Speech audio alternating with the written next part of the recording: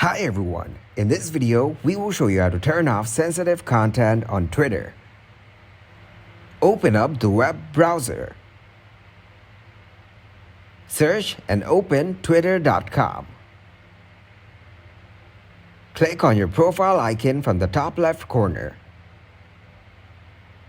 Go into Settings and Support. Then click on Settings and Privacy. After that, open up the Privacy and Safety option.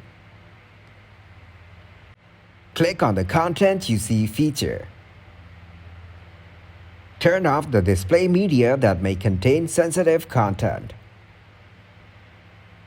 Then click on Search Settings.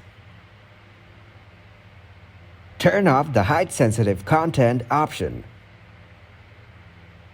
This is how you can turn off sensitive content on Twitter. Thanks for watching, like the video and subscribe to the channel for more content like this.